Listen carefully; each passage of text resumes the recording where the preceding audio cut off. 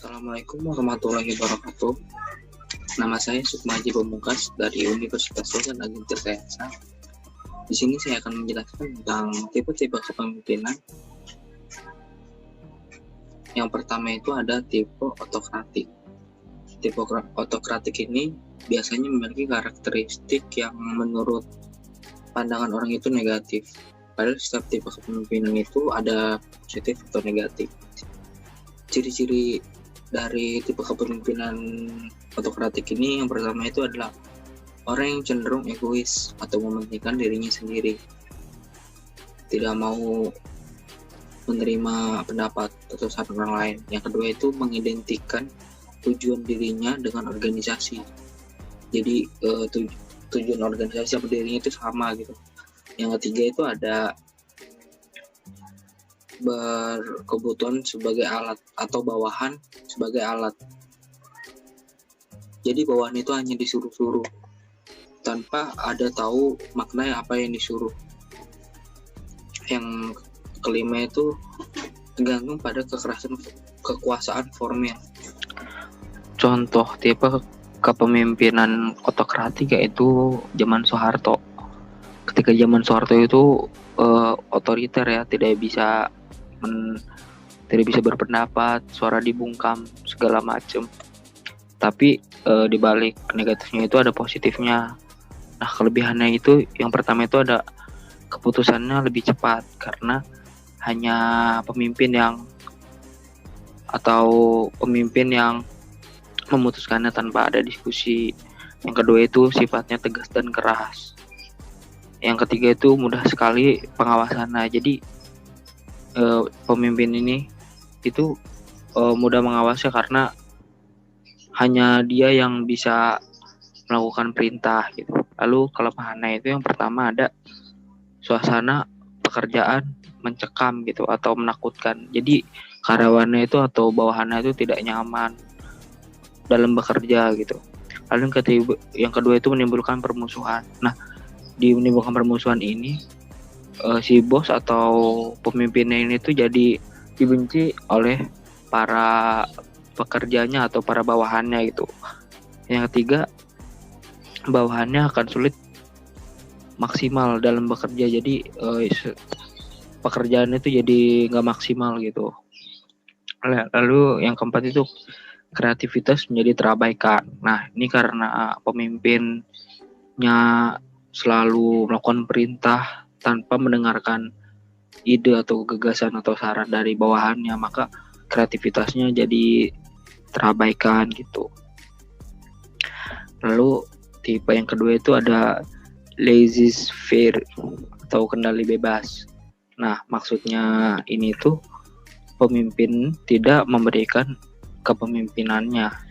Dia membiarkan bawahannya berbuat kehendak pemimpin kehendaknya. Pemimpin sama sekali tidak memberikan kontrol dan koreksi pekerjaan bawahannya. Jadi para pemimpin ini itu memberikan kepercayaan yang lebih kepada para bawahannya gitu.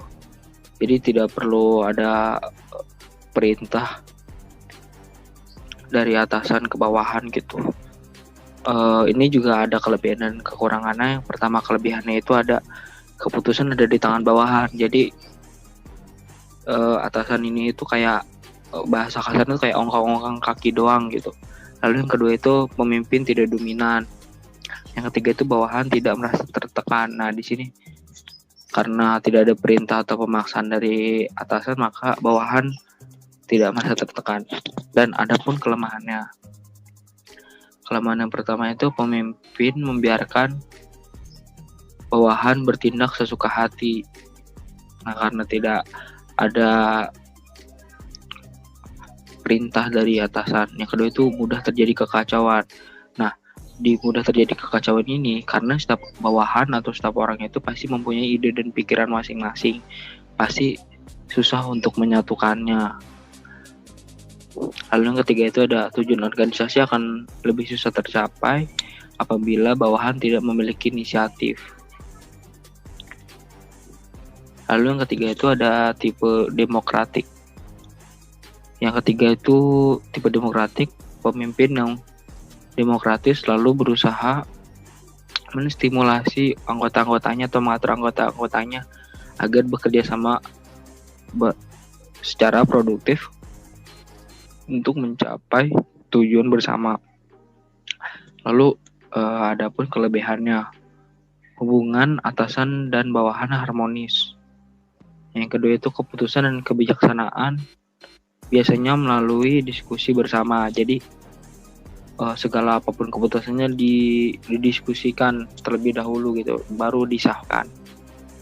Lalu yang ketiga itu mampu memberikan ide tanpa ada ketakutan. Nah, balik lagi ke yang tadi, ada yang pekerja yang tidak nyaman. Nah, di tipe demokratik ini kelebihannya para bawahan itu nggak takut gitu memberikan ide dan gagasannya. Lalu yang keempat itu tidak mudah ada kubu oposisi. Nah, maksudnya ini tuh tidak ada yang benci atasannya gitu, karena sama-sama dihargai, atasan bawahan itu sama, cuma beda pangkat saja gitu. Jadi selanjutnya itu ada kelemahan. Nah, kelemahan dari tipe demokratik ini itu pengambilan keputusan berlangsung lama karena harus didiskusikan. Nah, seperti saya bilang tadi, harus diskusi dulu gitu apa-apa, karena demokratis gitu, harus adil gitu. Jadi butuh waktu yang lama, belum tentu sekali didiskusikan langsung disahkan karena setiap orang juga berbeda-beda pikirannya. Lalu yang kedua itu udah sulit mencapai kata mufakat. Nah, nyambung yang tadi yang pertama. Lalu yang ketiga itu memicu konflik lebih banyak jika banyak anggota yang egonya tinggi. Nah, bawahan ini tuh merasa punya ide yang lebih baik, dan orang seperti ini tidak hanya satu dan banyak, maka itu adalah akan menimbulkan konflik gitu. Yang keempat itu ada tipe karismatik. Tipe karismatik ini seorang pemimpin yang memiliki daya tarik yang sangat memikat gitu. Jadi bawahan itu terpesona gitu karena keterampilannya bagus, baik lahir batin, dan omongannya, cara bicaranya sangat menginspirasi gitu. Mereka mampu memperoleh pengikut yang sangat besar dan pengikutnya terpesona. Kelebihan dan kekurangannya itu, pertama kelebihannya, sifatnya tegas karena sekali disuruh bawahan itu langsung mengerjakannya gitu dengan senang hati karena baik lagi ke terpesona tadi. Lalu kedua itu bawahan merasa aman, tidak tertekan seperti yang tadi. Lalu yang ketiga itu loyalitas dan kepercayaan pengikutnya. Jadi karena terpesona tadi atau sangat mengagung-agungkan atasannya ini, jadi loyalitas itu, jadi setia di organisasi tersebut. Lalu adapun kelemahannya yaitu bawahan tidak memiliki inisiatif. Nah, karena disuruh tadi itu cuma sekali disuruh langsung dijalanin tanpa ada diskusi seperti tipe demokratik tadi, maka bawahan tadi tidak memiliki inisiatif. Lalu yang kedua itu ada keputusan tidak diambil secara musyawarah. Nah, ini hanya dari seperti otokratik tadi, hanya dari pemimpin saja. Lalu yang ketiga itu daya kreativitas biasa saja gitu. Jadi pemimpin memberikan perintah dan langsung dilakukan tanpa adanya diskusi. Lalu yang kelima itu ada tipe militeristik.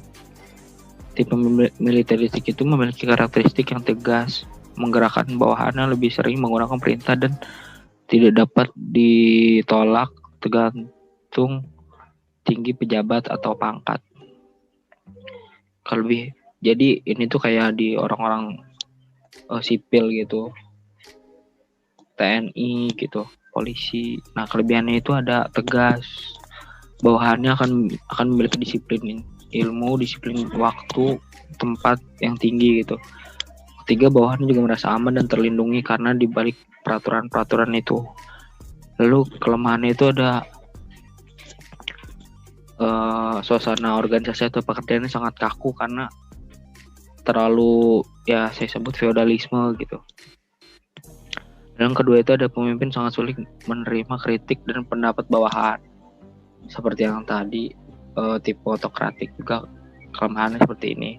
Yang ketiga itu ada bawahan merasa sangat tertekan karena harus melaksanakan perintah tanpa ada banding atau tawaran atau pendapat dari bawahan tersebut.